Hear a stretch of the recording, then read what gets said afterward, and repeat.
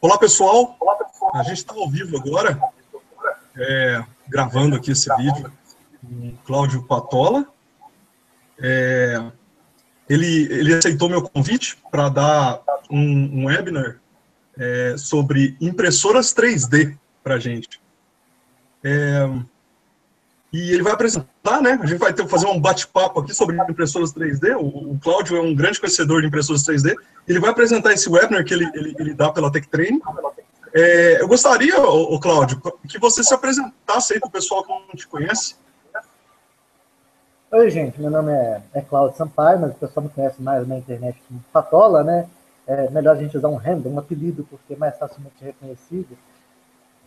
E, bom, eu sou programador de software e, ao mesmo tempo, eu também sou administrador de sistemas. Isso na minha vida profissional, digamos assim, de 9 a 6. Fora dela, eu sou curioso em muitas áreas mesmo. Eu gosto de ler sobre tudo. Apesar de me formar em engenharia de computação, fiz um mestrado sobre biologia molecular e genética. Eu gosto de me enfiar em todo assunto que não me chamam, basicamente isso. Então, há vários anos atrás, o que aconteceu? Eu comecei a me empolgar com esses embarcadozinhos de placas simples, né, que estavam sendo vendidos. Começou a aparecer alguns parecidos com eles, até do Raspberry Pi. Comecei a comprar embarcadinhos aqui e ali, e estava vendo que eles seriam de grande utilidade. Comecei a, digamos, você pode dizer assim, colecionar e me interessar por muitos deles. E como eles vêm com a placa peladinha, e eu estava acompanhando muito isso na internet, eu vi um monte de gente que tinha embarcados e tinha também as chamadas impressoras 3D. Ninguém sabia direito o que era na época. Isso lá por 2009, 2010. Aí eu pensei, olha que coisa legal isso constrói coisas de plástico, constrói case, esse pessoal todo tem caixinhas, né, para os embarcados. Eu pensei, vou comprar uma dessas impressoras, parece ser barato, você pode montar em casa, e vai me ajudar a comprar esses embarcados.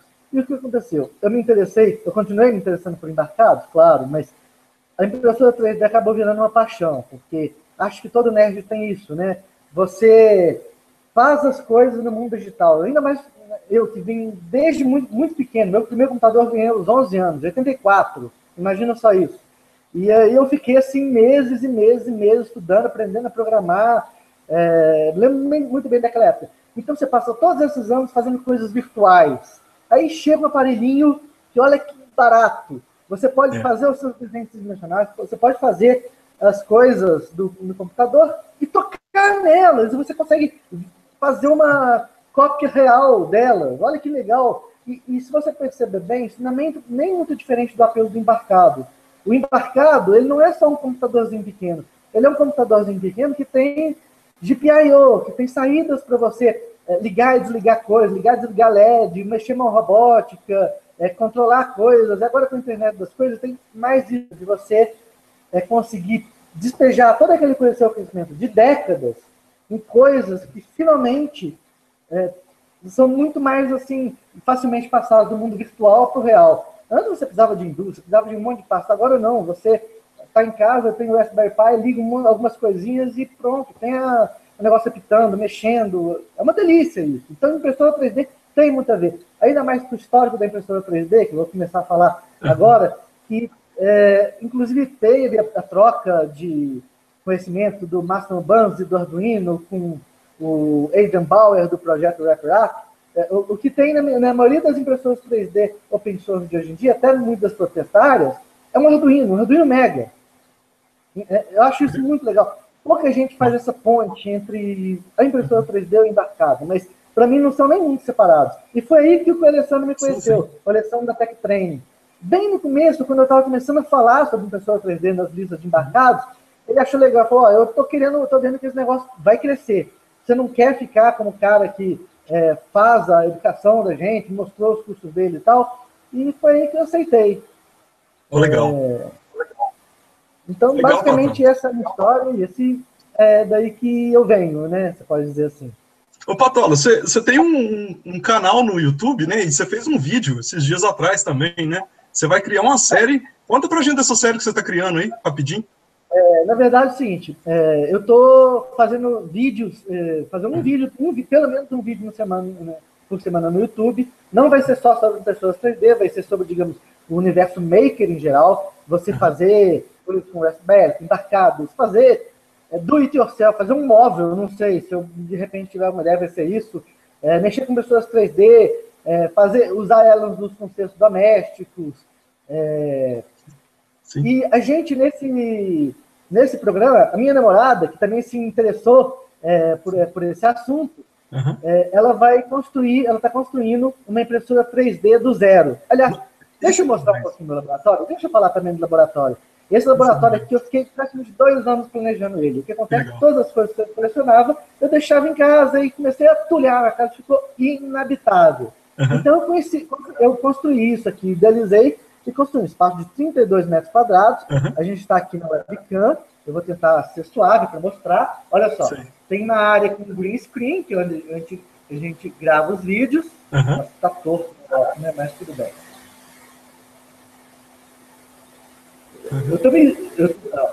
Tem a área das impressoras, que não dá para ver direito aqui, mas tem um monte de impressoras ali no fundo. Tem uma impressora 7BB aí atrás desse armário, imprimindo um meme, imprimindo um meme. Uma impressão que já está há mais de 20 horas. Essa impressora da 7 é incrível, ela é muito grande, tem uma área muito grande, trabalha com PLA. Aqui tem um pouco da minha área de embarcados, olha, tem vários de plaquinha. Impressora 3D também, tá? Tem a área lá que está de filmagem, ela tem o seguinte, ela tem umas pecinhas rosas, não sei se dá para ver, e é a filmagem que a gente está fazendo da construção da impressora da Kimberly. É rosa, lógico, é menina. A gente tem aqui algumas ferramentas, tá? Tem um quadrinho que eu fiz, que é aqueles quadros perfurados para você colocar ferramentas. Tem até 2 monitores velhos para colocar nos embarcados. Aqui dá para chegar mais perto aqui dos embarcados também, para vocês verem. Olha, tem um lapdog que você usa para você ligar qualquer embarcado, né? Ele apresenta as imagens, que está desligado agora. Tem um octa-core lá o Android XU, tem um disco perto aqui. Eles servem como meus servidores de arquivos. E aqui tem vários outros nas prateleiras. Não é só aqui que tem outras prateleiras ali também. Tem um ali no fundo. E aqui também é o resto do laboratório. Em impressão 3D a gente mexe muito na parte de química. Então você tem aqui um laboratório de química, com vários compostos que eu uso para fazer arte final. Você tem ali, inclusive, um pouco mais de ferramentas e uma capelinha. Essa capelinha para fazer principalmente arte final com papel de acetona ou de cloroforme. Ainda vou falar um exemplo ali, mas é o que você usa para realizar, deixar mais vivos e mais bem acabados das impressões 3D. Tem aqui uma área de filamentos, tá? Está meio bagunçado ainda, mas ele serve para manter os filamentos armazenados e secos. Sim, então você tem o Cláudio. Essa parte. O Cláudio, desculpa te interromper. Voltando da data fria, aliás, até esqueci em que ponto que eu estava antes de falar do laboratório, né? Você tem, então, todo o aparato para... Eu tenho todo o aparato, porque, na verdade, eu faço... desde o começo até o fim. É aquela coisa, a ideia do laboratório de garagem, sem querer endossar aquela empresa brasileira que a gente tem, hoje em dia a tecnologia está mais acessível, está na internet, está em todo lugar. Então, tendo tempo, disposição, e às vezes nem precisando de tanta verba, você consegue pesquisar em casa, você consegue contribuir para a ciência, para a tecnologia, você consegue assim, fazer a diferença. Isso é muito importante. Ainda mais quem é engenheiro como eu. Engenharia, né? É um negócio recorrente. Engenheiro parece que pensa diferente das pessoas, tem um jeito diferente de pensar. Olha, tem aquilo lá, eu quero mexer, eu quero fazer, eu quero mudar, eu quero desmontar, eu quero ver como funciona. Eu sou bem assim mesmo. Oh, que legal. Vamos então começar a palestra, né? Que eu já falei demais nisso. Então, eu vou passar para você agora, então, a apresentação, e você toca aí o webinar que você preparou para a gente sobre impressoras 3D, tá bom? Essa palestra aqui, inclusive, é a mesma que eu dei na ETEC Pirituba, tá? E também é a mesma palestra que eu dou em outros lugares. Eu estou mudando um pouquinho para o formato do Embarcados e... Bom, vamos começar aqui.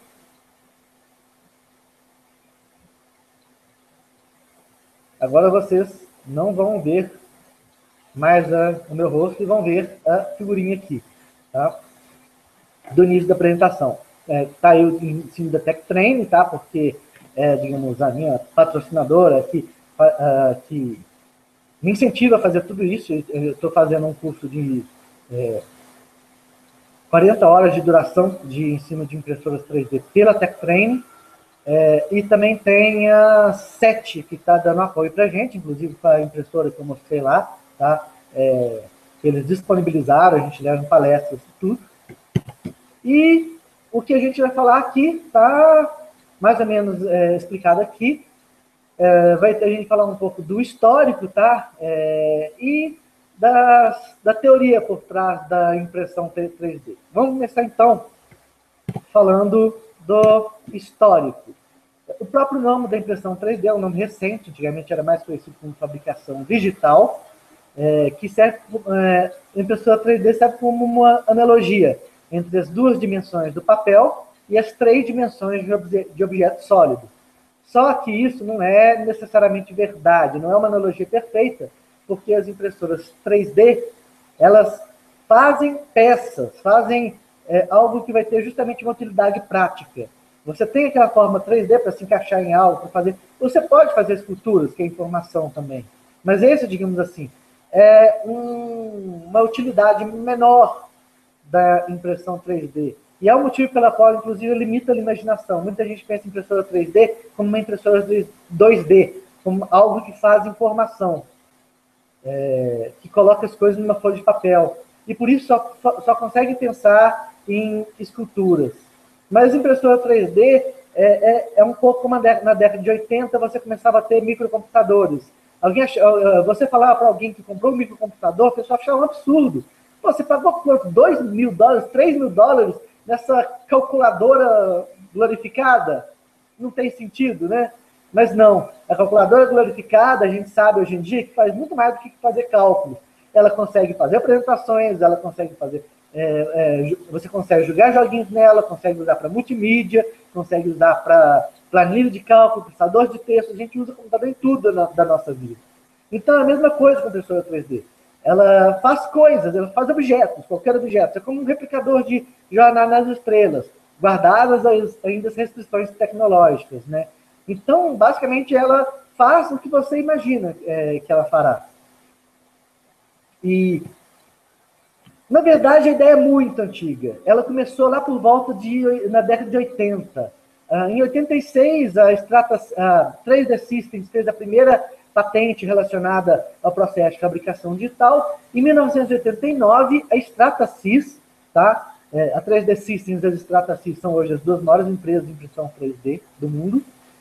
E a Stratasys, ela fez a patente do primeiro método realmente eficiente de fabricação digital, que é a deposição fundida de plástico derretido, ou em inglês, Fused Deposition Modeling.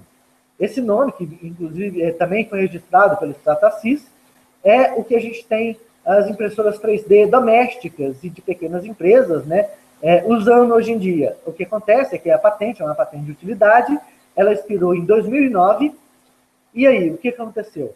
A gente tinha um projeto, deixa eu ver se está aqui no próximo slide, a gente tinha um projeto que é o projeto RapidUp, significa Replicator for Rapid Prototyping. É decorrente de uma ideia, principalmente de um cara chamado Aidan Bauer e outro chamado Vic Oliver, tá?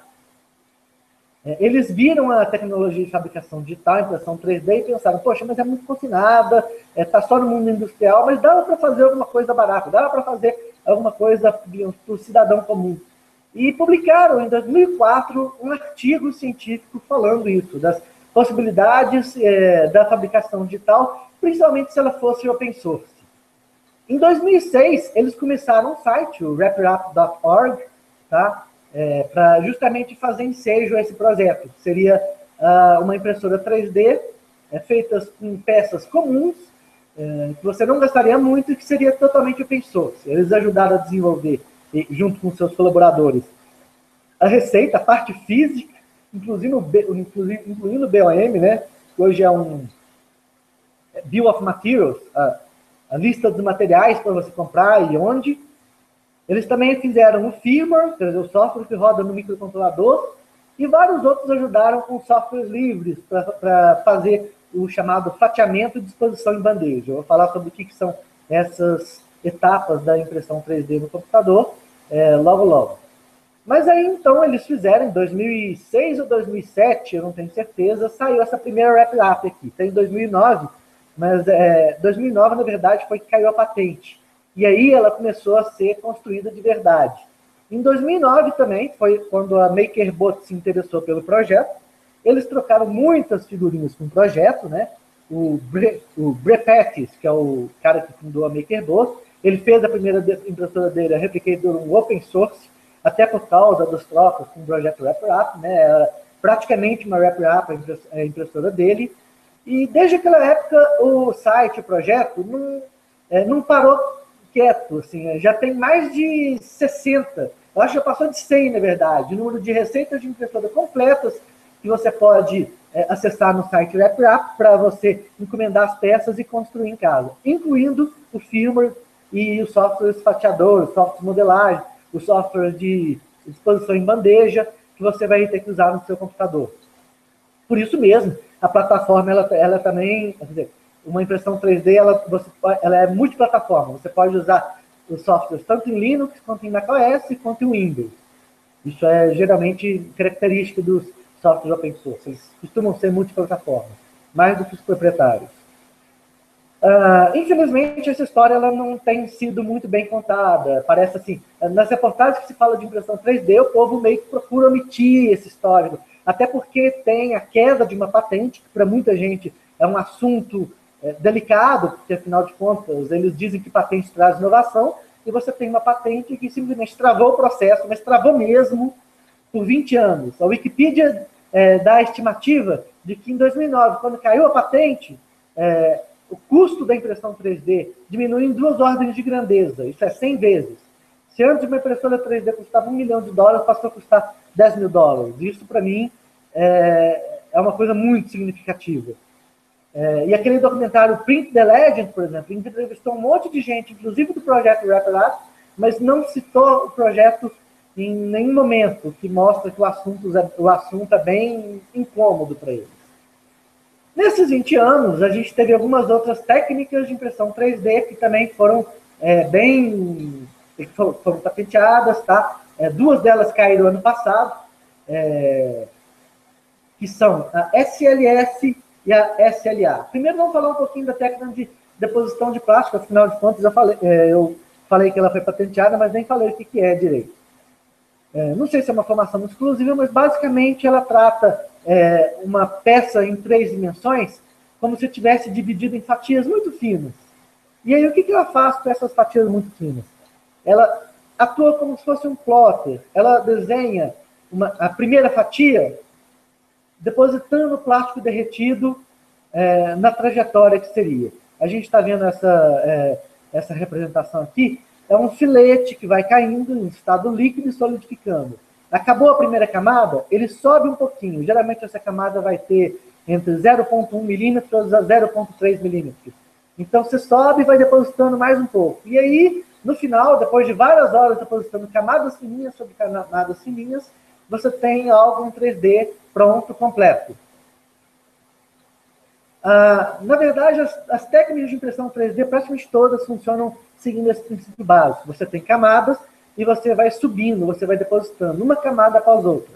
O que diferencia aqui na SLS, e também tem uma variação dela que chama SLM, que é específica para metal, é que você coloca uma camada de pó e você lança um laser que ele vai fazer o que se chama de sinterização. Daí vem a sigla, Selective Laser Sintery, sinterização seletiva de laser. Você vai derreter o pó e ao mesmo tempo que você derrete o pó, todo aquele pó vira em estado líquido e eles se fundem. Os que eram grânulos se fundem numa coisa só e solidificam também bem rápido. Então você tem derretimento dos grânulos, solidificação, e aí você tem a camada feita. Você coloca mais uma camada e você repete o processo. Manda um laser e solidifica. Esse processo também costuma demorar várias horas, você, apesar de você fazer geralmente uma camada bem mais rápida que o processo de plástico fundido, e no final você tem algo que você tem um bloco de pó, você suga o pó excessivo e você tira a peça para você poder usar. Geralmente ainda tem uma parte de acabamento, porque quando a peça sai, ela não está totalmente muito sólida. Tanto metal quanto quando você está usando, por exemplo, plástico ou cera, são materiais comumente usados nesse método. E você tem um método que, ao invés de pó, usa líquido.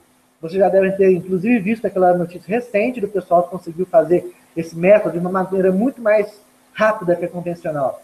Você tem uma bacia, é usada aqui na impressora Formulares Form 1, que também surgiu recentemente, está sendo vendida por entre $3.500 a $4.000 lá fora, tá? E ela basicamente é uma baciazinha que vai enchendo de uma resina especial, sensível à luz ultravioleta, e você tem dois métodos, um chamado primariamente de SLA, em que um feixe de laser que se move, ele vai solidificando a camada. E você tem outro método derivado que chama DLP, em que ao invés de um feixe de laser, você tem um projetor, uma espécie de projeção especial, ele bate uma luz bem forte na camada e solidifica uma camada inteira de uma vez só, ao invés de um laser caminhando.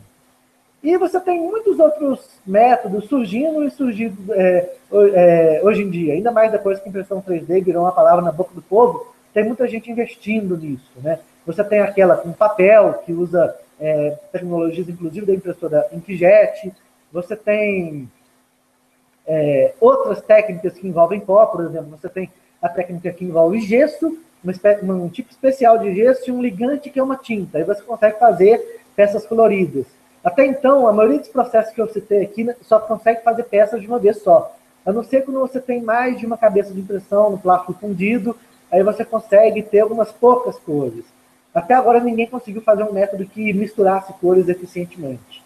Além da impressão 3D, você tem também os métodos subtrativos. A impressão 3D, a fabricação digital, é um método aditivo. Ela vai adicionando camadas. Ela vai adicionando partes. Você tem método que você parte de um bloco inteiriço e você remove.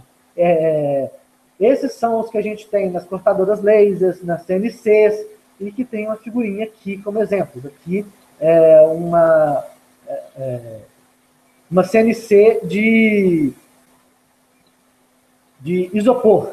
Existem vários materiais que podem ser usados, né? Inclusive pedra, cera. No caso das CNCs, você tem uma dificuldade adicional, que nem sempre você tem um único eixo. Um eixo vai permitir você fazer uma quantidade muito grande de formas.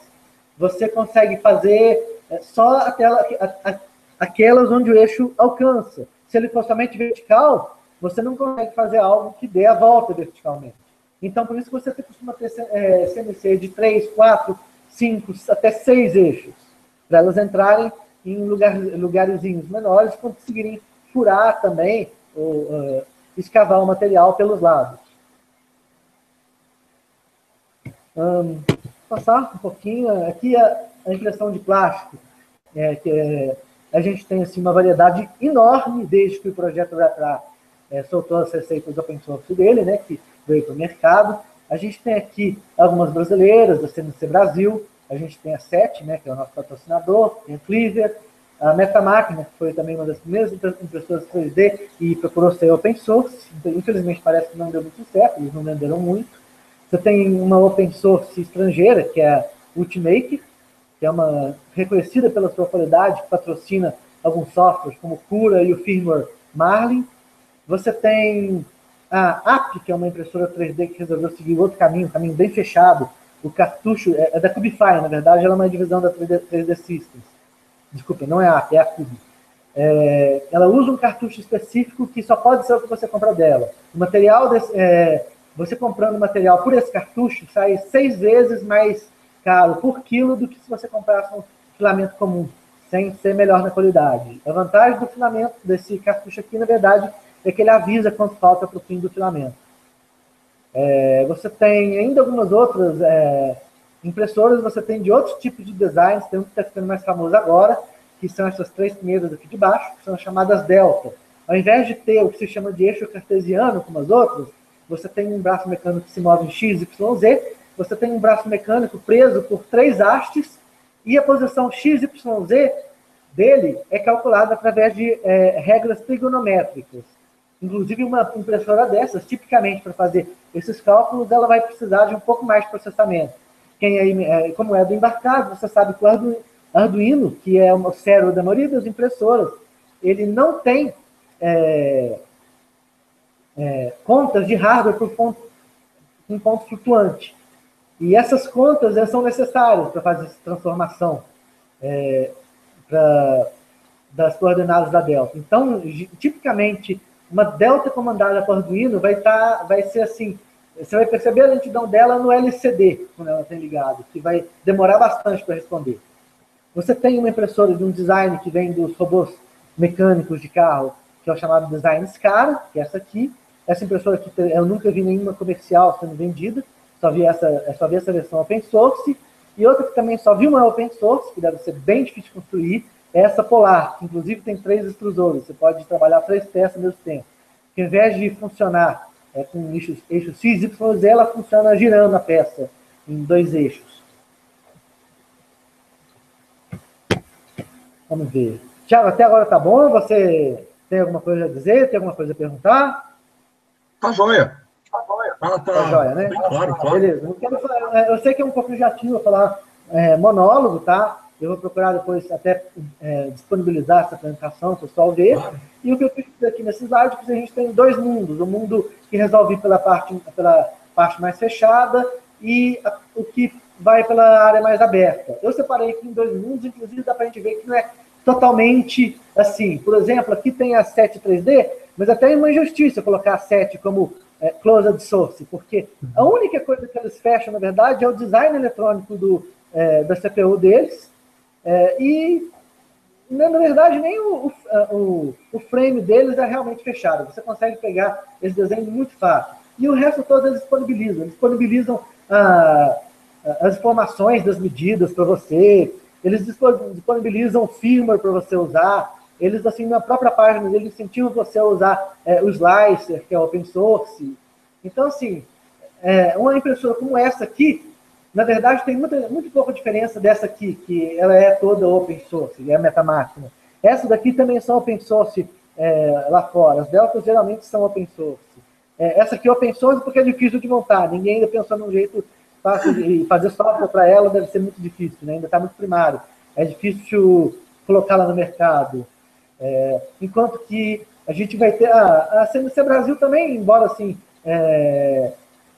ela tem o processador dela, que é baseado em Arduino, um Arduino com RAM também. Então, você pode dizer que ela é praticamente open source. Aqui tem a Cleaver, que parece que eles fizeram algumas extensões proprietárias dele, mas eu não estou falando assim, meio que de orelhado, que eu não lembro, na verdade. E tem a Replicator 2, que é a Replicator do Brepep, que é uma empresa que se envolveu muito cedo com o projeto RepRap, que era a esperança, era o brilho dos olhos de todo nerd open source, fez a Replicator 1 open source, e aí foi comprada pela Stratasys, por não sei quantos bilhões de dólares. E logo em seguida lançou a Replicator 2 closed source, o negócio todo dela, todo proprietário, a caixa também, assim, o design, se você não conseguiu corte para fazer igual em casa, parece que patentearam alguma coisa também da impressora. Então, quer dizer, gerou uma revolta danada nos nerds. Mas é a vida, né? Eu acho que o modelo, para ser bem usado, ele tem que se mostrar rentável. Na verdade, eu acredito que o modelo open source ele pode ser mais rentável até que o modelo industrial que era usado nas impressoras 3D, porque ele mexe muito com o mercado de massa, onde você conseguiria multiplicar valor, não necessariamente tendo que multiplicar preço. Uhum. Patola, posso fazer uma pergunta?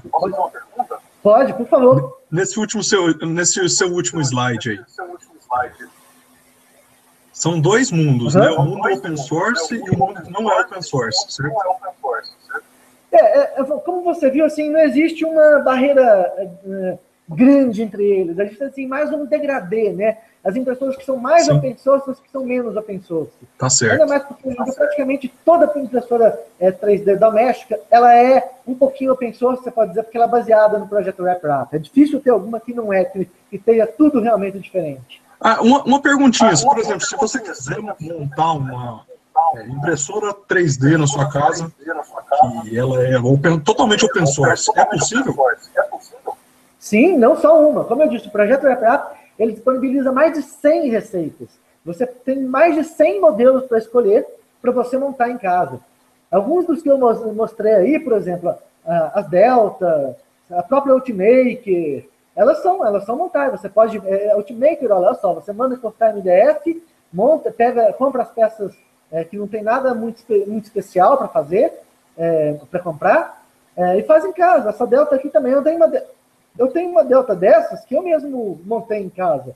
É? A famosa Costa. Eu tenho duas impressoras Delta open source, eu tenho várias grabbers aqui, tudo que eu montei seguindo a receita do projeto RepRap. Tá certo. Não, legal demais. Olha, eu posso até mostrar alguma das um programa seria levar a câmera. Vamos continuar, então. No final a gente pode, eu posso mostrar um pouco mais, mostrando as impressoras 3D. Tá? Beleza. Pode continuar aí. Eu acho que o pessoal vai querer mais saber o que tem nessa impressão 3D. Aqui eu vou falar que é de baixo custo, porque obviamente não dá para falar de todas as técnicas de impressão 3D. O mundo aqui é vasto, é muito grande. A gente pode falar dos materiais. Os materiais que a gente mais frequentes na impressão 3D são os plásticos ABS e PLA. O primeiro a ser usado foi o ABS, que é acrilanitila butadieno estireno. São 3 copolímeros. É o plástico de Lego, também o plástico usado nos para-choques de carro. Então dá para saber que é algo muito eficiente, né? Eu vou colocar na câmera um pouquinho, porque eu estou falando dos materiais aí nesse slide, mas não estou mostrando.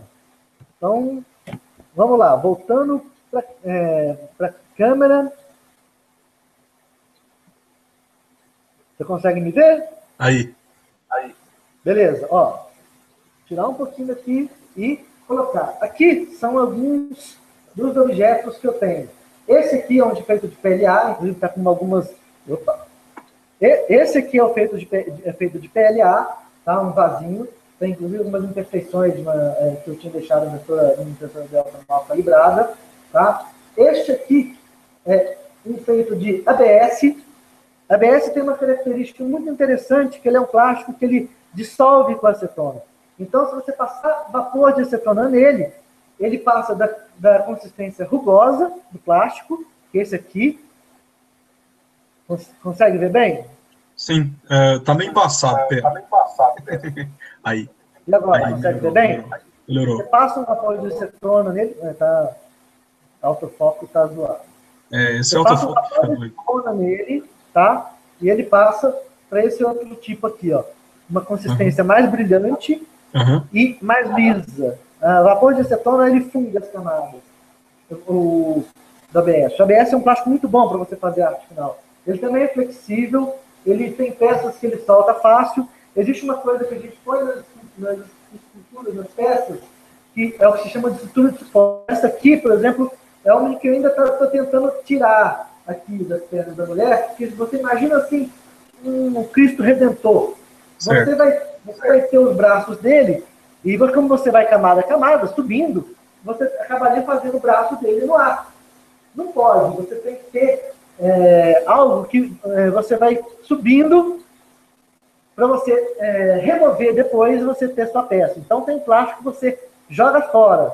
Mesmo assim, a impressão 3D é um método de fabricação muito ecológico. Você tipicamente joga muito menos material fora que outros métodos de fabricação. Você ainda pode contar com muitos materiais, como a impressão 3D veio para o mercado de massa. Então a gente tem materiais flexíveis, como esse aqui, ó. Tem mais outras coisas flexíveis. Esse aqui é o Filaflex, de uma empresa italiana. A gente também tem uma empresa brasileira que comercializa o Flex 3D BR, tá? Esse Yoda Buda aqui, ele também é flexível. A gente pode até utilizar, a gente tem, ó, o telhar, ele é legal, que ele é mais duro, mais rígido, mais quebradiço. mas ele é muito mais, assim, ele tem um acabamento final melhor que o ABS. Ele pode ser mais difícil de tratar, mas quando a peça sai da impressora, ela geralmente está mais, com uma aparência melhor que o ABS. E o PLA é mais quebradiço, mas também é menos flexível, obviamente. O que torna ele pior para você usar esse tipo de suporte nele, para você fazer acabamento, mas torna melhor para outras aplicações. Por exemplo, para engrenagens, o PLA, por ser mais rígido e ter menos deformação, você vai preferir ele. Tá. E tem o ABS, tratado por acetona, dá para ver pelo brilho, né? Uhum. E o mais legal é que você pode usar até materiais que não foram feitos para impressão 3D. Esse aqui, por exemplo, é nylon de roçadeira. É nylon que você usa um cortador de grama. E com isso aqui, eu fiz essa escultura aqui, dá até para ver algumas marcas de expressão dela, porque afinal de contas, isso aqui não foi feito pela impressora 3D. Eu fiz esse vasinho aqui, também no nylon de roçadeira, e mais esse lá da Buda, aqui. Tudo feito com material que não foi originalmente feito para impressão 3D. A gente tem um monte de outros materiais. Como eu disse, é uma indústria que está incipiente, como diz no mercado de máscaras. Aqui é um exemplo de policarbonato. A gente também tem de PET, tá? Mesmo o PET da garrafa, das garrafinhas de refrigerante que a gente bebe. Sim. E tem material que imita bronze, que imita cobre, que imita madeira. Tem material que imita madeira aqui, que basicamente ele é um PLA com uma serragem bem fininha colocada. Aqui ainda fiz, na verdade, um tratamento nele para camadas saírem de cores mais diferentes, para parecer mais madeira. A gente também tem alguns exemplos aqui de objetos feitos em outras técnicas. Aqui, por exemplo, tem umas pecinhas que me foram dadas, são bem pequenininhas. Elas foram feitas numa impressora SLA, chamada B9 Creator. Tá vendo? Uma gaiolinha com um passarinho dentro. Nossa. Não dá para ver, elas estão assim, bem pequenas. Deu para ver. Essa daqui foi feita numa impressora SLS, tá?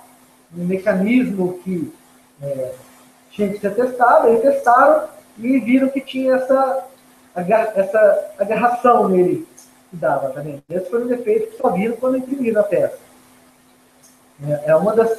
serve para mostrar muito bem para que serve a impressão 3D, né? Principalmente prototipagem rápida, quer dizer, você planejar uma peça e ver se ela vai funcionar.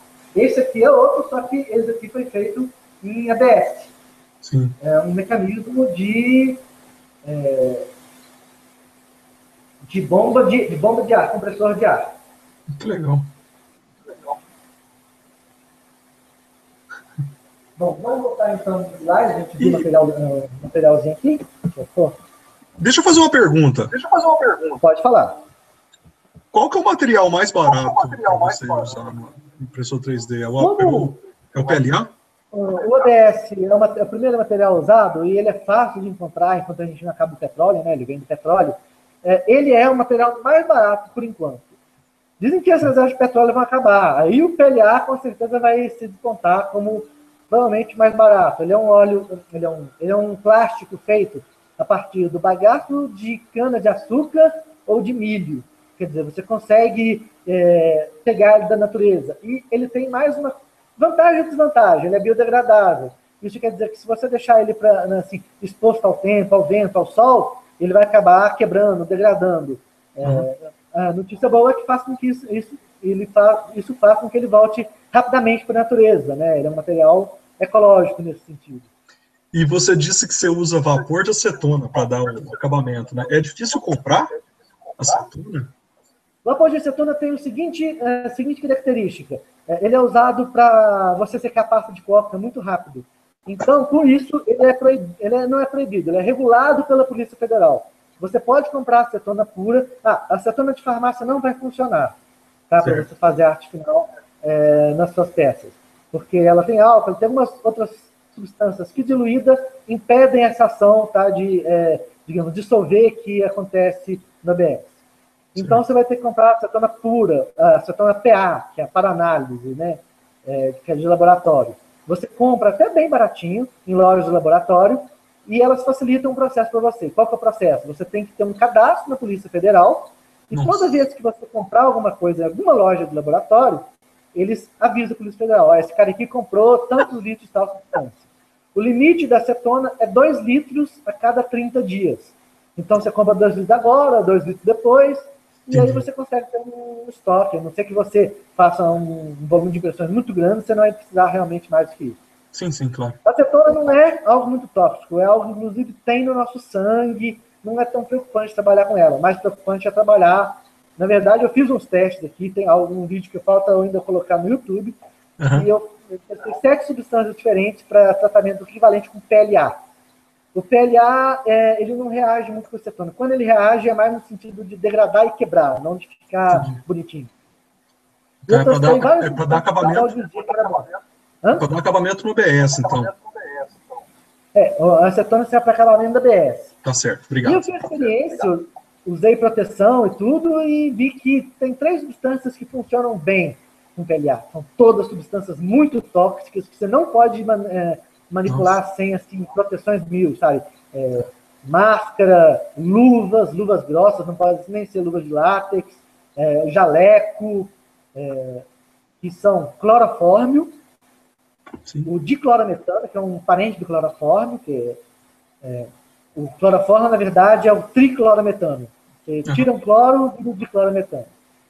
E um outro chamado tetrahidrofurano. Essas 3 substâncias funcionam muito bem, igualzinho a acetona para o ABS, só que funciona com o PLA. Inclusive, você pode diluir o PLA nessa substância e fazer uma cola, que nem você faz com o ABS também, às vezes, para colar a parte de peças. Tá. Beleza. Voltando, então, para os slides. Obrigado, hein? Eu empolgo, né? Eu disse que eu empolgava.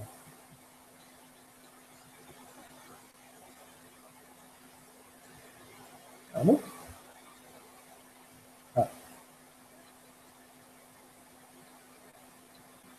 Cadê? Foi, demorou um pouquinho. A gente viu aqui os flexíveis, as imitações. Esse mercado só cresce a cada dia. Todo dia a gente fica sabendo de material novo. Eu mesmo tenho vários aqui que eu procuro testar, tá? Eu tenho aqui que tem fibra de carbono. Já ouvi falar que também tem um que vai usar agora nanotubos de carbono. Parece que tem um que vão liberar aí com grafeno. Então, assim, e como que consegue haver gente que não vê um lucro em uma indústria dessas, que você tem uma variedade incrível sendo comprada por potencialmente bilhões de pessoas? Eu não entendo. Preferem ficar com aquele lucro exorbitante, mas relativamente pouca quantidade, do mundo industrial, que você tem algumas poucas empresas, algumas poucas entidades pagando muito para você e aquela tecnologia não caindo na mão do povo. Anatomia de uma rap é mais importante quando eu estou falando assim, para aqueles cursos técnicos, né? Acho que o mais importante para a gente aqui é saber que a gente tem na impressora 3D o extrusor, que é a parte que a gente poderia chamar de cabeça da impressora, né? É a parte que vai puxar o filamento vem em carretéis, tá? A gente tem a parte que vai puxar o filamento e passar ele por uma câmerazinha onde ele vai ser derretido, e então vai sair para um bico onde ele vai ser depositado.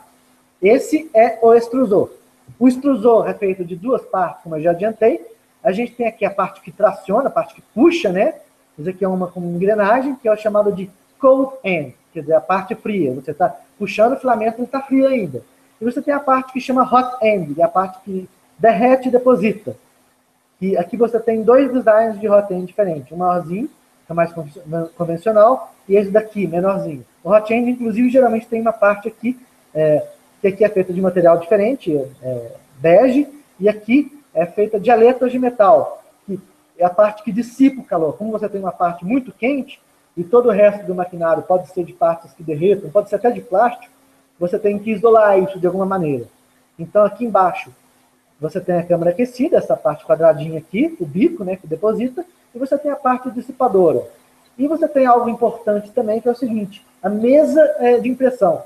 Se você pensar bem, enquanto você está imprimindo as camadas, aquilo lá tem que ficar firme. Você está passando uma peça por cima delas.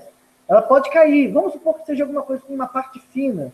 Aquilo lá pode desequilibrar. O centro de massa daquela peça pode não estar exatamente muito estável. Então, você tem que deixar algum lugar em que ela fique fixa. Geralmente, inclusive, você passa alguma cola fraca para ajudar durante você estar imprimindo. Alguma cola fraca que, quando esfrie, ela solte. Então, essa é a mesa. Para alguns plásticos, como ABS, o ABS ele tem a propriedade, ele não tem muita adesão quando ele está derretido. Então, você usa uma mesa quente. O que a mesa quente faz? Ela chega perto da temperatura de início de derretimento do plástico, diferente do gelo. O gelo é água, né? O gelo é água sólida que passa para o estado líquido tudo de uma vez. Ela chega, está menos 10 graus, está tudo sólido. Está 0 graus, está passando de sólido para líquido. Está 1 grau, está tudo líquido. Os plásticos, os termoplásticos, eles têm uma característica diferente. Você chega no ABS, por exemplo, você está sólido, chega a 105 graus, ele deixa de estar totalmente sólido, ele começa a ficar pastoso. Aí chega mais ou menos, vai subindo, chega a 190 graus, aí sim ele fica líquido. A partir daí ele está líquido. Então, quer dizer, você tem um degradê de transições. Então, essa mesa aquecida, ela serve para deixar o ABS logo acima da temperatura, dessa faixa de temperatura, que chama temperatura de transição vítrea dele, serve para deixar ele logo acima de 105 graus, aí ele fica pastoso e adere na mesa. E quando a impressão acaba, a mesa esfria, ele solta.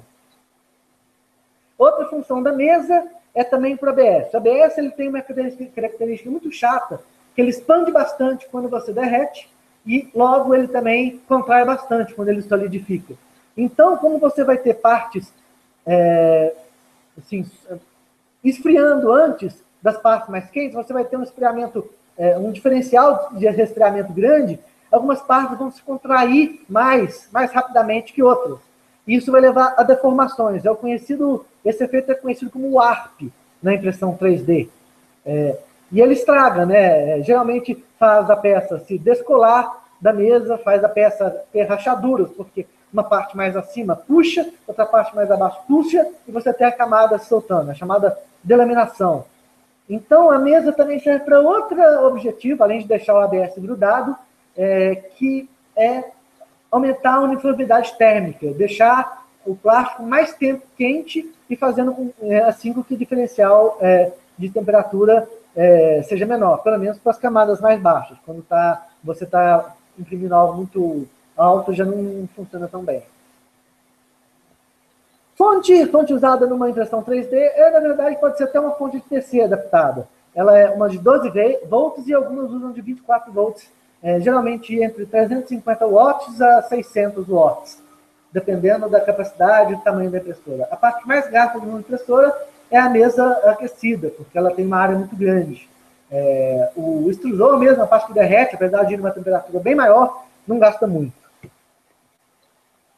Eu já falei também dos eixos, né? Já falei, na verdade, quando eu falei da Polar, da Scara, da Delta.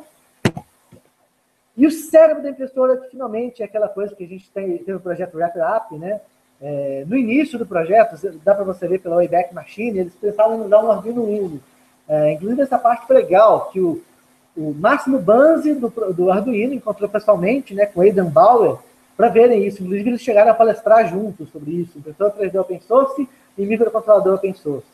E até hoje em dia, o que é usado na maioria das WrapUps é um Arduino Mega, com um shield específico open source para ela, chamado Ramps. Quer dizer, não tem só o Ramps, mas o Ramps é mais famoso. Você tem algumas variações também, algumas delas open source, como, por exemplo, uma placa conhecida como Rumba e outra conhecida como Rambo também, que, na verdade, ao invés de você ter que ter duas plaquinhas separadas, faz que você tenha uma espécie de Arduino com toda a parte de motores já embutido. Então, são o que se chama de all-in-one. E com o crescimento das demandas das impressoras 3D, como as Deltas, que precisam de mais processamento, e as impressoras 3D começando a usar Wi-Fi e rede, você tem algumas experiências sendo feitas com embarcados de verdade, embarcados que não são somente microcontroladores, são, na verdade, microcomputadores completos, como o conhecido BeagleBone Black. Existem pelo menos dois shields, né, duas capes que você pode comprar para o BeagleBone Black, que transformam ele em um controlador de impressora. Uma é a Replicate, que a gente aqui da TechTrain está fazendo experiências com ela. Outra é a Bebopper. A CNC Brasil aqui do Brasil chegou a fazer experiências com o próprio Shield dele, mas acabaram assim deixando o projeto de molho, pelo menos por enquanto. A gente tem no Espaço Maker, no Espaço Fanzine, muita coisa sendo feita, muita coisa open source mesmo, uma com o Udo, né, que é um embarcado que tem ARM quad-core com Linux, e um Arduino DUI na mesma placa. E você tem um Shield para ele também. E você tem vários personalizados. O que é mais importante para falar da gente agora, que eu falei, que eu fiquei adiando, né, aquela coisa assim, você tem um computador, como é que você faz para sair da forma virtual para impressão na impressora?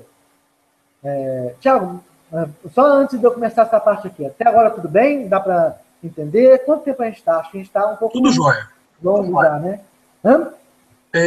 Não estou contando tempo, hein? Dá quanto mais tempo? Dá uns 15 minutos? Acho que é o que eu Dá uns preciso. 15 minutos, sim. Beleza. Olha só, gente. Isso aí.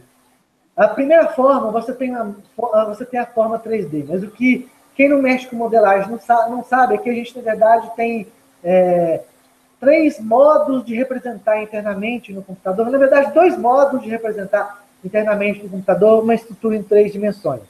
Na verdade, são mais modos, mas vamos dizer, a maioria cai nesses 2. Você representar como um sólido, quer dizer, você representar realmente as coordenadas de tudo que está dentro daquela forma, você representar as coisas como volumes. E tem uma outra, que é representar somente, digamos, aquelas folhas de papel que, se tivessem sobre a superfície da forma, representariam. Quer dizer, você representa só as formas 2D, você geralmente representa por triângulos ou superfícies. São as chamadas malhas. Então aqui, apesar de ser, na verdade, apenas 2 representações de uma mesma forma no Blender, aqui é mais ou menos para passar essa ideia. Você tem a forma sólida e aqui você tem a forma representando apenas a superfície. Inclusive, essa forma aqui mostra uma coisa muito interessante. Algo que é um erro de superfície. Vocês podem ver, tem vários triangulinhos laranjados e tem um triangulinho aqui que está cinza. Por que isso? Porque malhas, na verdade sólidos também, mas malhas, mais do que sólidos, elas podem ter o que se chama de erros de geometria. Como você tem superfícies orientadas, pode ser que, se uma superfície dessa aqui, ela está sendo virada para fora, mas ela podia estar virada para dentro, seria um erro. Essa superfície cinza aqui é justamente isso, é uma superfície que está virada para dentro. Ou você podia nem mesmo ter essa superfície, tem isso aqui aberto. Como isso aqui representa um sólido, essa é uma situação impossível. Você não vai ter um sólido, assim, com uma parte oca, faltando a superfície. Né? Você poderia ter superfícies coincidentes, que é uma coisa proibida na modelagem. É uma coisa que os programas que processam esses arquivos não conseguem processar. E muitos outros erros de formas que podem não aparecer quando você está lidando com a forma num editor tridimensional, mas vão aparecer quando você está lidando na impressão. A forma com que a gente vai lidar na impressão é uma forma de malha. Isso é bom porque é o seguinte, é mais difícil transformar de uma forma sólida para uma forma de malha do que uma forma de malha para uma forma sólida. A forma sólida tem toda a informação que você precisa para passar para a malha. Mas a forma de malha, na verdade, ela não tem toda a informação e você precisa passar por uma heurística, por um algoritmo que dá chute em algumas partes para trazer a forma sólida. Então é bom a gente trabalhar com malha. O formato mais usado é um formato arquivo texto simples, que só tem os triângulos orientados, chamado STL. Ele não tem nem mesmo materiais, superfícies, nem mesmo unidade ele tem. Ele é muito simples. Então, praticamente todo programa que faz modelagem 3D, trabalha com sólidos ou com malhas, ele vai ter a opção de exportar para STL. Ainda mais hoje em dia, que impressão 3D está na boca do povo. Bom, você vai pegar essa malha, esse arquivo STL, e você vai abrir num programa de bandeja. Hoje em dia, todos os programas de bandeja também são fatiadores. A exceção é o Repetia Host. Tá? Também é famoso, mas assim, digamos, está começando a ser menos usado, parece. Então, o que o software faz? Ele permite você importar várias figuras, pegar vários STL e você dispor numa mesa. Aqui tem um só e você pode fazer algumas operações simples com ele.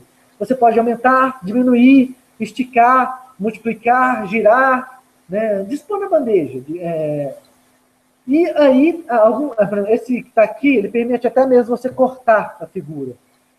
E aí você seleciona um parâmetro nesse programa e, através desses parâmetros, o que ele vai fazer? Ele vai passar por um algoritmo de fatiamento.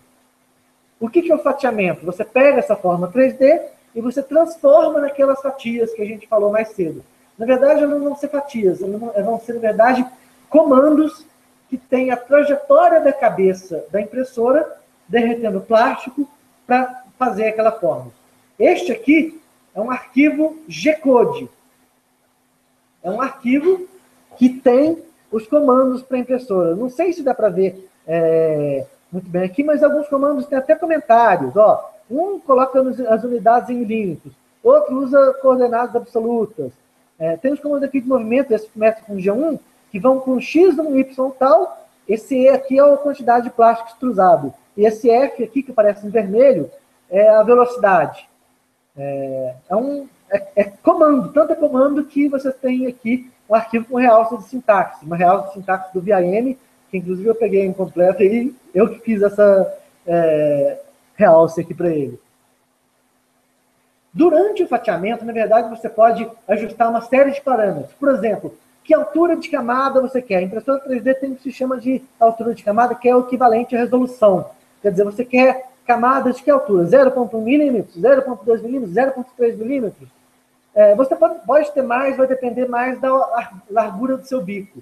Ou menos, né? Só que menos a impressão 3D tipicamente vai demorar muito. E já demora horas, então, assim, geralmente, você colocar menos que 0,1 milímetros não é nem prático para você fazer impressões. E você coloca alguns parâmetros também que como a existência ou não de suporte, que é aquilo que eu falei que serve para suportar partes pendentes enquanto elas não acabam de ser impressas, e você tem o preenchimento. Um desperdício enorme seria você colocar uma figura totalmente sólida, por exemplo, feita de plástico. Em outros métodos vai ser menos isso, porque tem uns métodos como de pó que não tem jeito de você fazer estruturas ocas. A não ser que você coloque um buraco, mas é outra história. Estruturas fechadas ocas não dá. No plástico você consegue, você fecha o ar dentro dele. Então, você pode fazer uma peça mais ou menos oca, você diz a porcentagem de preenchimento para ele e você diz um padrão. Aí ele preenche com aquele padrão, os mais famosos são o colmeia, né, e o quadriculado, e ele coloca, ele gasta muito menos material, sem perder tanto de robustez naquela peça que você queria fazer. Outro parâmetro que você pode acertar, por exemplo, no seu fatiador, é a quantidade de paredes que ele tem. Tem uma parte que não vai ser preenchida, que tem que ser totalmente sólido. E aqui, por exemplo, você tem paredes de 4 filetes. 4 filetes de espessura para fazer esse cubinho aqui, que a gente está vendo só uma parte, depois dele fatiado. Muitos outros parâmetros você pode acertar. Por exemplo, em que temperatura ele vai derreter o plástico, em que temperatura a mesa vai estar, qual a velocidade que você quer. Os motores das impressoras 3D são flexíveis bastante para que você consiga forçar um pouquinho a velocidade deles. Só que, tipicamente, a inércia vai aparecer aí, você vai perder um pouco a qualidade de pressão, você pode ter um pouco de filamento entornado por causa da inércia, a temperatura também vai ajudar nisso. Então, quer dizer, você tem vários parâmetros que você pode brincar, você pode fazer de um monte de formas para você ter uma impressão mais ou menos como você queria. Até aí, tá claro, Thiago? Você que, acho que teve alguma coisa, informação nova que você conseguiu ver aí? Sim, tá claro. Você não sabia? Tá claro. Sim. Que bom. A gente vê aí aquele cubo, ó, sendo impresso com a colmeia por dentro. A gente vê aqui uma peça, uma das partes do acabamento da peça. Como eu disse, tem estrutura de suporte, também tem algumas estruturas que servem para outras coisas. Por exemplo, o brim, ou bainha, é uma estrutura que serve para você prender ela mais à mesa de impressão. Aumenta a área de contato. Lembre-se, a peça não pode se mover. Isso é especialmente crítico para aquelas impressoras que têm a mesa que se move. Algumas impressoras 3D vão ter a mesa móvel, ela se move em Y, né, vai para frente, para trás, e tem outras que tem ela que se move em Z e que tem outras que tem ela parada. Por exemplo, as Deltas, só aquele braço lá se mexe, para cima, para baixo e para os lados, e a mesa fica estática. Na maioria das impressoras cartesianas, a mesa se move. Em algumas outras, a mesa se move em Y. Em outras, a mesa se move em Z, quer dizer, no sentido vertical. A gente tem, então, acho que não existe método de impressão 3D, pelo menos eu não conheço algum, que não tenha nenhuma etapa de acabamento.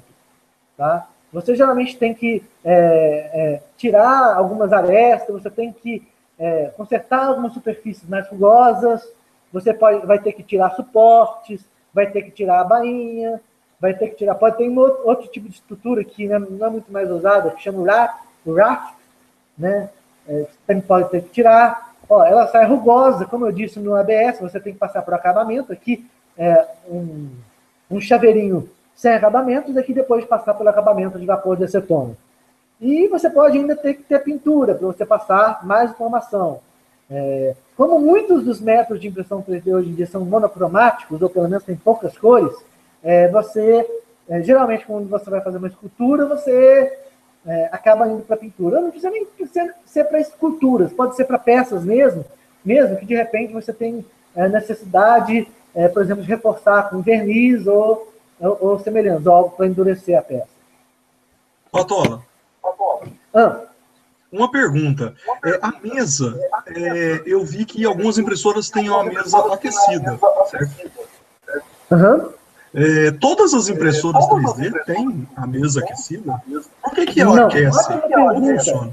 Aquela 7BB que eu mostrei aqui, ela não tem mesa aquecida. Por quê? Ela é feita, na verdade, para trabalhar só com PLA. O PLA é um plástico que, assim, embora ele tenha um pouquinho de informação com o calor, é muito pequeno perto do ABS.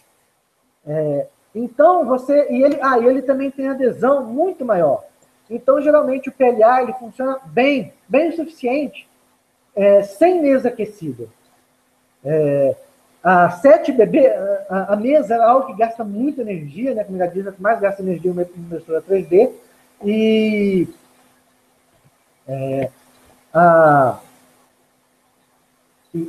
você colocar ela numa impressora tão grande quanto a 7BB, que tem uma área de impressão, um volume de impressão 8 vezes maior que as outras impressoras do mercado, tá?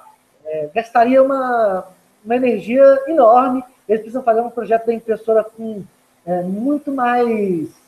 sairia muito mais cara, ficaria muito mais crítico, muito mais frágil, né? Então, eles fizeram a 7BB sem mesa aquecida. Mas tem impressoras grandes que têm mesa aquecida. E elas vão ser, tipicamente, gulosas com energia mesmo. Isso quando a impressora não desiste totalmente de usar a mesa aquecida e usa o método que a Stratasys usava antes das impressoras open source, que é ter uma câmara aquecida, na verdade. Se você tiver uma câmara a 85 graus ou mais, você consegue manter a consistência do ABS. Ele não sofre praticamente nada de ar.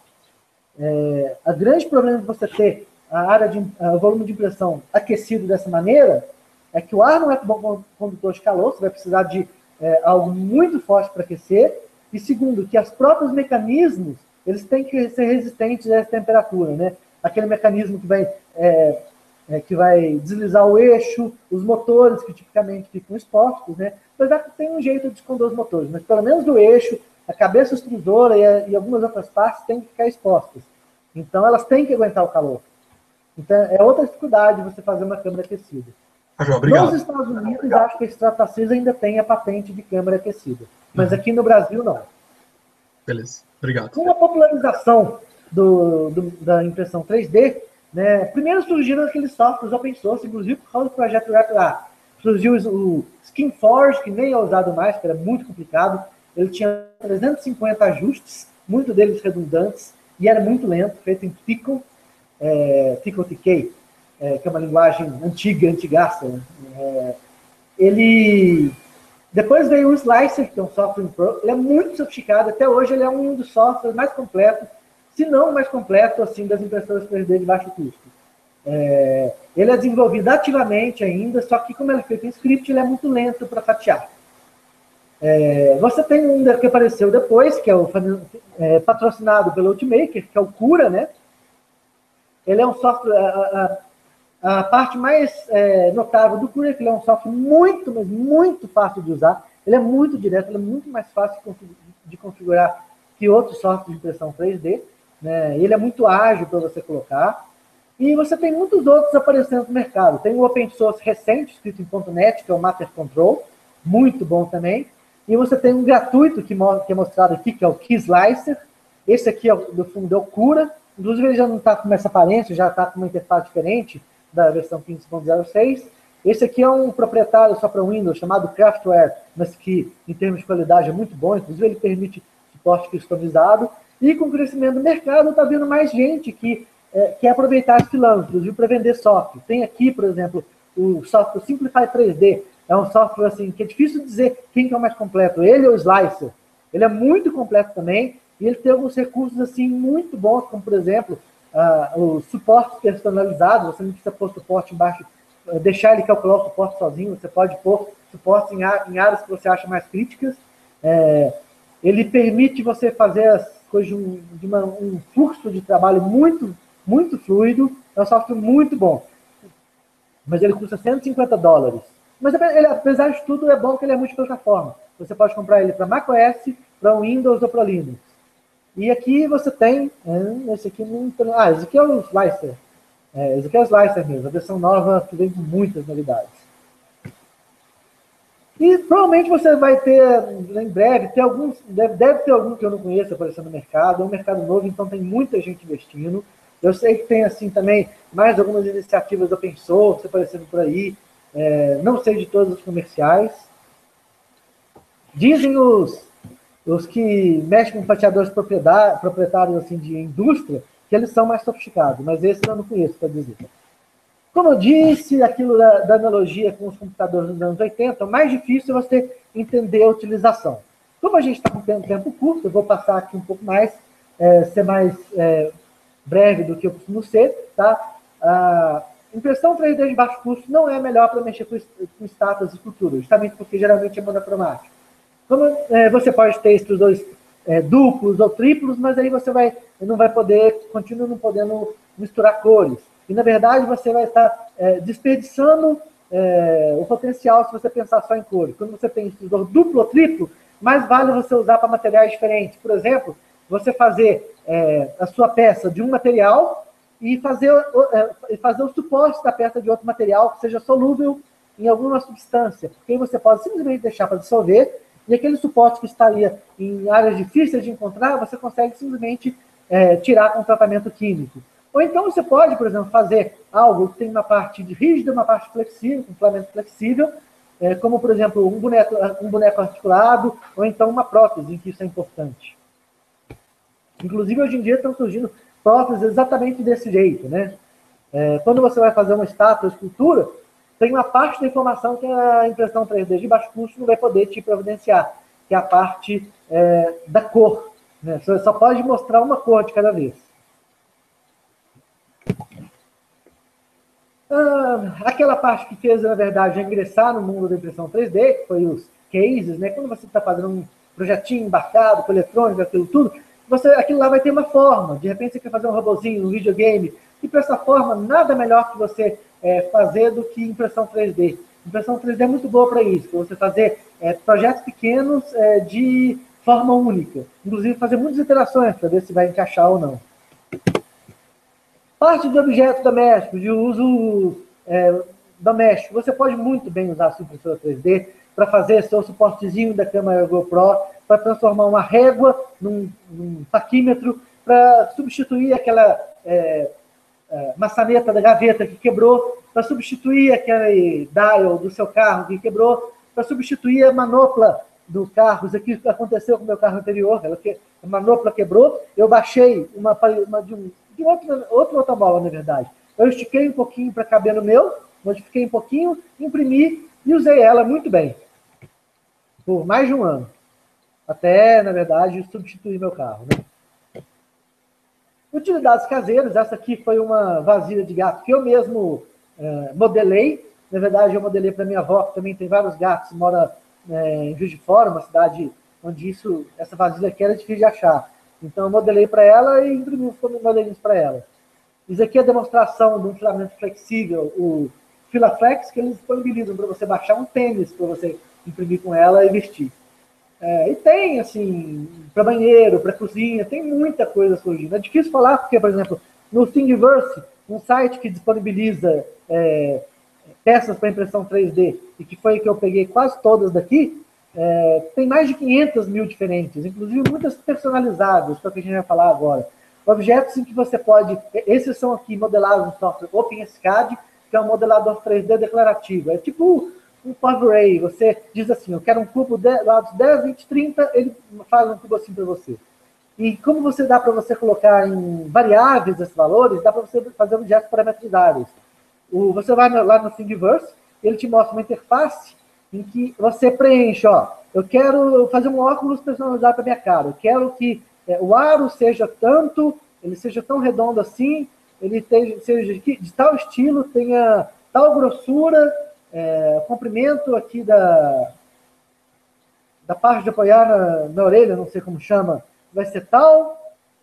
E aí você vai lá, faz seu óculos, você baixa ele, personalizado, imprime. Você pode fazer cases para embarcados personalizados, engrenagens personalizadas, objetos geométricos personalizados, tem muita coisa personalizada lá no Thingiverse. Quer dizer, você não precisa nem aprender a modelar.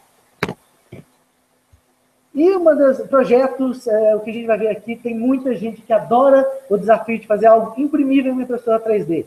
Então, teve um cara que conseguiu fazer um script que transforma qualquer objeto 3D em algo que possa ser posto em engrenagem. Tem um cara que fez uma armadilha de urso que ele usou para pegar uma peça na namorada. Teve um caso famoso do Cody Wilson, que modelou uma pistola Liberator em impressora 3D, e hoje já se passou de pistola, existem até fuzis e metralhadoras semiautomáticas modeladas em impressoras 3D que funcionam com vários tiros, tá? Tem gente fazendo teste disso no YouTube. Tem um cara que modelou um computador mecânico inteiro em impressão 3D, você imprime, coloca os fios no lugar certo, parafusos, e você consegue fazer computações simples com ele, de forma mecânica, girando a alavanca. E o pessoal de eletrônica também vê nisso um grande desafio. Faz desde projetos simples, como algo para testar o contato de sondas de multímetro, de osciloscópio, até alguns projetos mais complicados. Você tem vários robôs open source completamente disponíveis, inclusive o firmware, para você usar em algum microcontrolador da vida, que você pode fazer as pastas imprimindo. Você pode ter um R2D2, inclusive, cara. Tem no Thingiverse. Tem aqueles projetos com um Arduino, que envolvem também partes impressas, até sugadores de solda eu construí para mim aqui, alimentador de gato e várias outras dimensões. Tem um cara que conseguiu fazer um script, pega um arquivo Gerber e transforma numa forma 3D, que você pode passar um fio. E aí você pode pôr os componentes e testar um circuito sem ter que recorrer à placa de circuito impresso, sem ter que gastar muito. O cara fez o robô do Robocop, completo também. Teve os caras que gostam de fazer brincadeira com material. Esse aqui conseguiu fazer uma estrutura que transforma o PLA numa espécie de velcro, ele gruda. Teve um que conseguiu fazer uma estrutura que, feita com ABS, ele consegue sustentar pessoas, porque é muito forte, ele consegue fazer cadeiras com ela. E também tem o uso biomédico, apesar assim, de, geralmente, do biomédico mesmo ser mais restrito. Por exemplo, para prótese, você precisa ter, para comercializar, pelo menos, certos tipos de certificação que são um pouco difíceis de usar, em relação ao material, em relação à não irritação, alergia.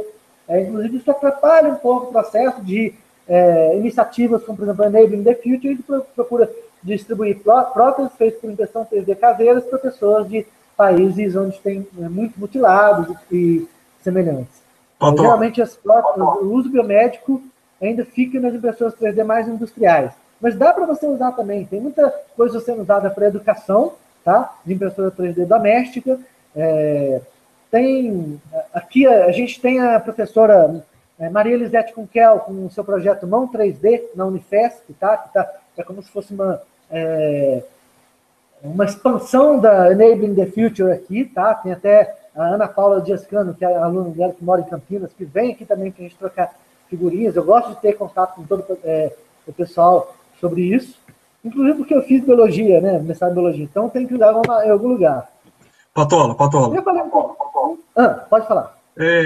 Só aproveitando o que você apresentou aí no último slide, eu estou aqui em Rochester, em Nova York, né? Estados Unidos.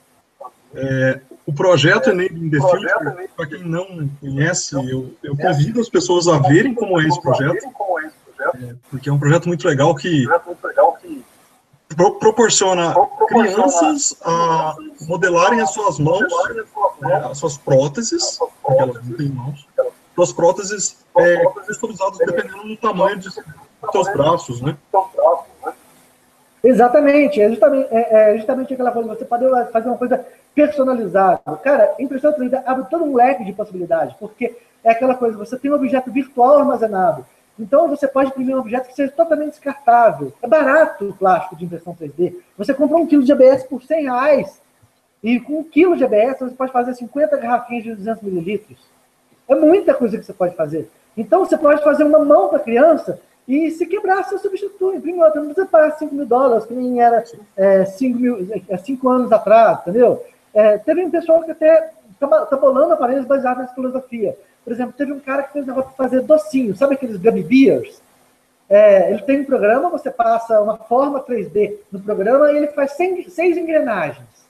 Essas 6 engrenagens você coloca numa máquina, e aí você coloca uma bomba, alguma coisa na máquina, e ela gira e vai criando os gummy bears a partir daquilo. Você pode pôr umas formas simples, aí faz gummy bear, faz, sei lá, o Pikachu, faz não sei o quê, faz a forma que você quer com aquelas engrenagens que ele calcula. E aquelas engrenagens são descartáveis. Você pode tirar, colocar outra, fazer. Então, assim, se você quebrar, se você perder, não tem problema. Essa é uma coisa muito legal da impressão. Você ainda pode reciclar, pensa bem. Ah, claro.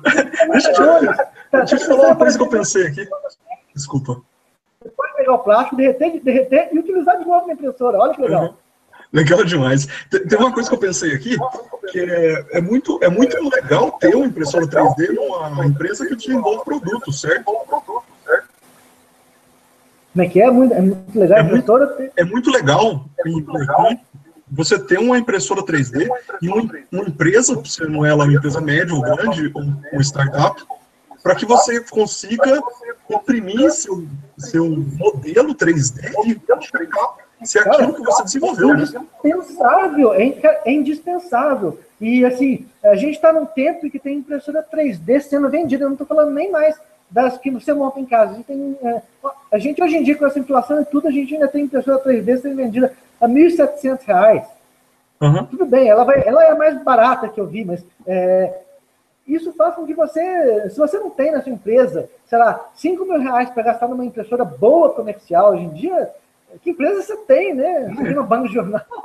Acho que até banca de jornal tem isso para gastar. E ela é preciosíssima, porque você faz prototipagem, você pode fazer até coisas para a sua própria, alguns souvenirs da sua empresa para distribuir para os clientes, para impressionar e tudo. Poxa, deixa presença, faz um monte de coisas úteis, até para empresa que não trabalha com prototipagem, eu acho assim essencial. A impressora 3D, ela ainda é vista como uma curiosidade tecnológica hoje em dia, mas eu acho que o mercado dela vem que nem celular, vem que nem computador.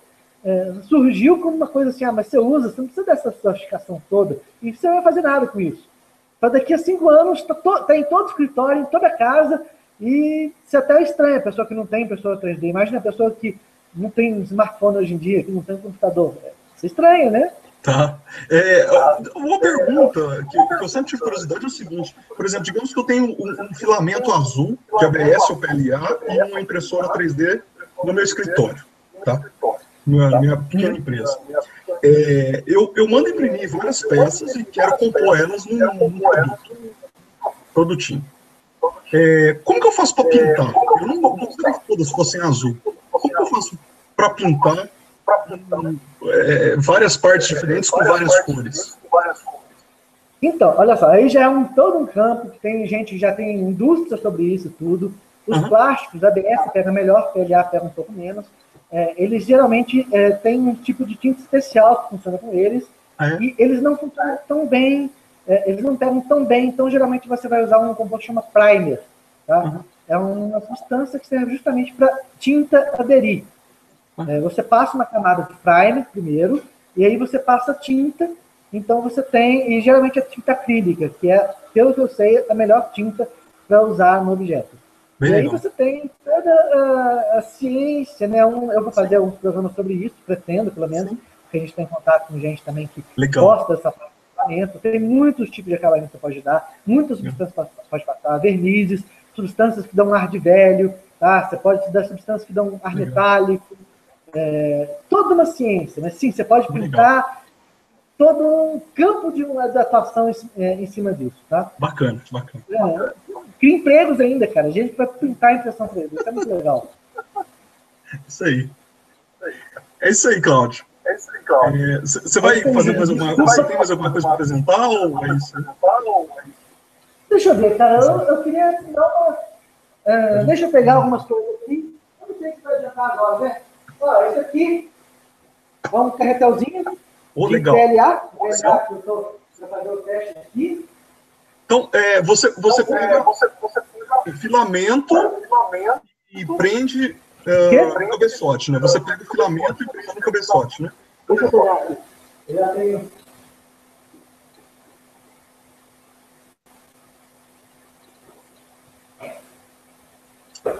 Na cabeça extrusora.